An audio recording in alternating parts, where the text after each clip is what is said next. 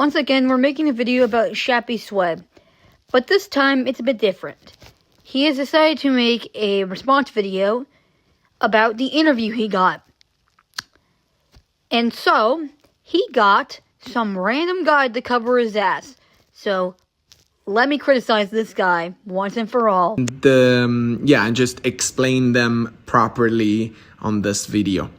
The first one was, why do you have different age restrictions in different platforms, and what do you think is your ideal age rating? We have different content that is aimed at different age groups. Our content on social media platforms such as YouTube, Instagram, and TikTok, as our fans know, is full of dark and adult humor, but we do not show anything explicit on that matter, except on one video, I think, where we made some trial to create some more gory content, and that's why actually YouTube limited our monetization on it. And we do all this for a reason. This type of subject matter is not everybody's cup of tea, definitely, but it is not graphic and can be enjoyed by a wider age group than our more explicit content that we only share on Patreon and OF. To subscribe to our channels there, users must be 18 or above.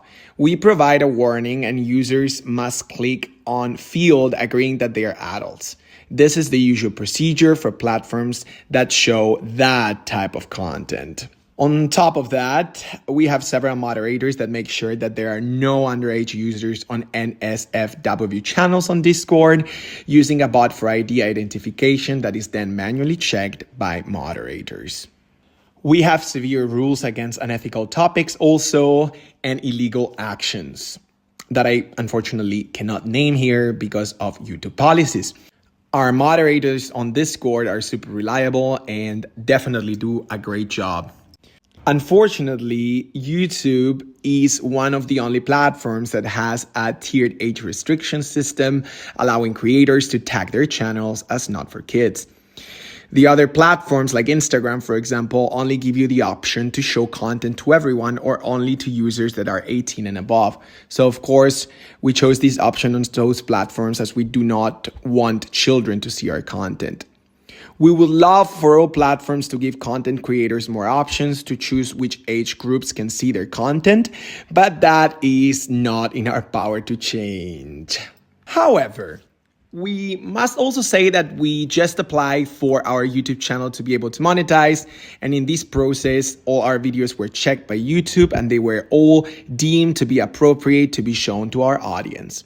We are complying with guidelines and restrictions and are making very conscious decisions to ensure that our content is shown to the appropriate audiences. Of course, no system is perfect, and there might be younger children that find a way to get around YouTube's restrictions by lying about their age or using an older person's account.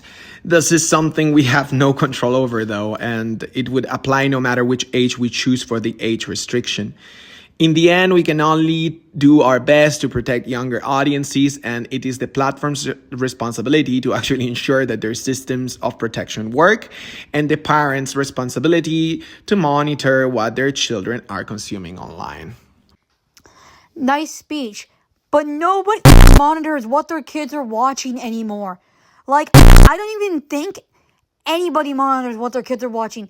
That's why every Gen Alpha kid has brain rot.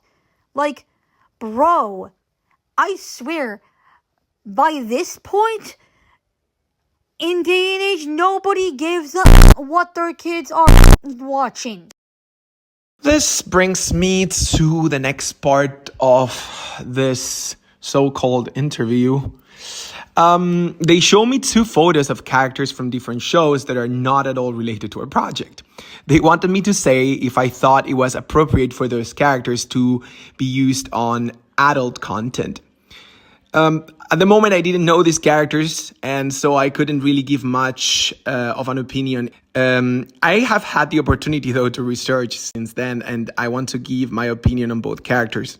The first one was Monster Girl from Invincible. This character is actually 24 years old, and the argument that they presented was that her body and looks are not conventionally seen as the age she's supposed to be in the show. Adults can be thinner, thicker, more or less curvy, flatter. I mean, in my opinion, And let's make this clear. It's not for me to judge if the owners and creators of that show decide to make adult content of this character or other adult characters. For me, it's very important that characters behave, look, and are adults. And for Monster Girl, to me, that seems to be the case. This brings me to the other example they showed, which in my opinion is a whole nother story. The character is Beatrice in Re:Zero, and even though she's meant to be 400 years old, she does look like a little child, clearly designed to look like 5 years old maybe. This is absolutely not appropriate in an explicit content. Honestly, lolicon is a really problematic aspect of anime and manga culture that we really do not endorse. It also has nothing to do with our content though, as mentioned before, and we find it gross. Right after that, they introduced another thing that was not related to our show, neither to us, and they asked me if I'm friends with Rocky Raccoon. As this person recently reached out to our community on Discord, he mentioned that he was showing support to us due to the recent hate that we were receiving as he went through the same not so long ago. We have recently been notified on controversies about him by Riz on Discord chat and during the discussion. Riz also made a video claiming we are besties, but that's far away from the truth. Being flooded by hatred was a new and pretty uncomfortable experience, and we appreciated deeply all the support we received, including his at the time. It is not my place to judge someone we barely know, and we haven't had the opportunity to research the controversies around him, so therefore I cannot give an opinion on whether these accusations are true or false. Moreover, it's not even related with our content style or Shappy's Way universe. I do want to thank him a lot because he was very supportive and polite in our Discord community, and that's always appreciated. Well, so yeah, these are some points I wanted to talk about with these people yesterday. It is really important for us to communicate transparently with our community. Unfortunately, the interview was not much of an interview at all. Instead, I was just constantly interrupted with insults and serious accusations that I am not.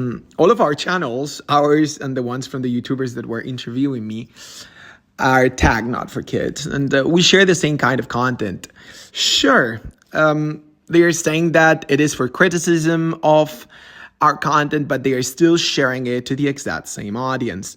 This in itself is not a problem because according to YouTube... Wow, that's a lot to unpack here. First of all, I would like to say, I get that he's following Kappa, but also, you could also just, maybe age restrict the videos instead. That would be nice. And also, like, maybe not be a file, like, at all. That would also kind of be nice. But also, anyways, that is, quite something to unpack, so I'll give you my thoughts right now. First of all, he didn't talk about the false copyright strikes that he was sending to other creators. Not to mention most adult animation isn't straight up sexual all the time. If you want to make adult animation, maybe make them into short videos instead of YouTube shorts. Anyways, remember to like and subscribe.